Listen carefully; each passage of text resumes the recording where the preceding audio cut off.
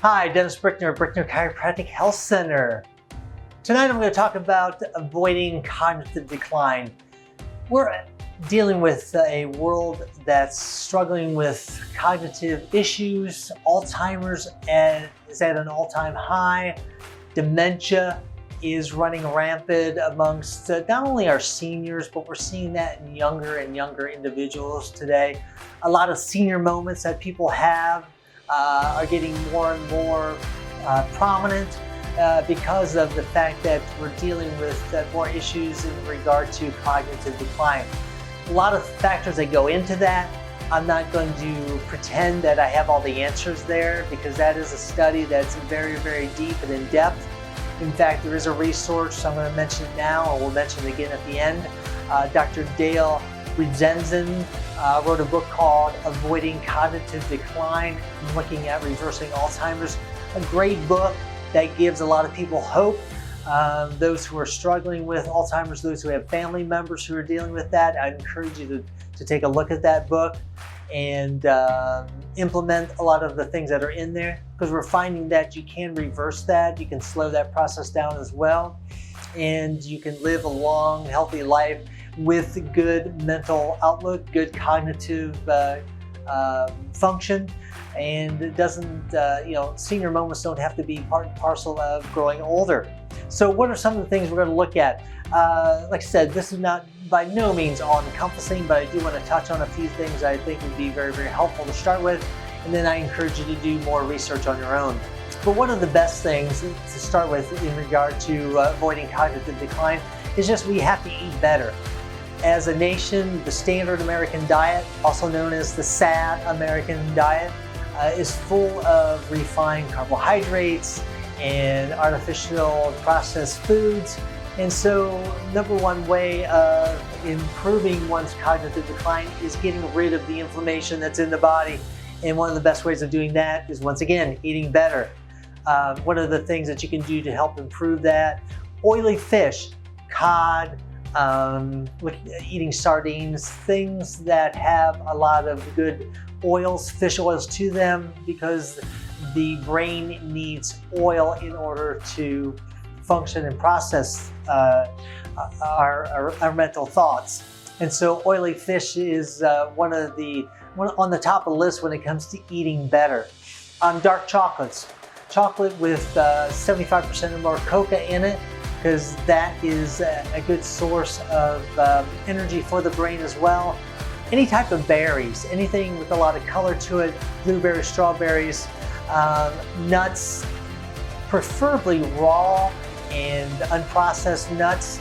Once again, great oils for you. Avocados, another great source of oils, and fresh eggs that are preferably free-range eggs are another good source of proteins and oils for the body. Another thing in the aspect of eating better would be cruciferous and green leafy vegetables. The greener the better. Lots of minerals and vitamins. We are so deficient in that as a society. The other thing is eating less. Actually, we find that those who eat less live longer and live better lives. And so I'm not talking about starvation. I'm just talking about the standard American diet has way more than what we really need. Rest is another important aspect. Our brains need to rest in order to heal and to mend and get rid of all the junk that's in there. Our brains produce byproducts as well, and we need time for those byproducts to get out of the system in order for the body to get rid of that, to release that. Hydration. We are definitely a society of people who are dehydrated. In order for our brain to work and function properly, we have to hydrate it well with good filtered water. Exercise is another aspect, not only physical but mental exercise. We need our bodies to move. That produces movement, cerebral spinal fluid flow within the nerve system to allow the body to work. It actually acts as another pump when we're walking and moving, and that helps to produce and push fluids around in our body. So it's extremely important for the body to move every day. Mental exercises, keeping the body sharp, word puzzles, reading, spending time in meditation. All of those things are extremely important when you're trying to avoid cognitive decline. Another really important aspect when it comes to cognitive decline is proper posturing and spinal alignment.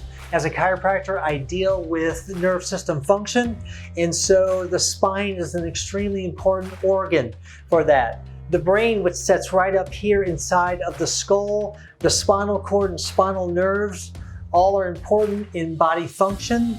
The brain is what starts all the messages. That's how we think, that's how we function.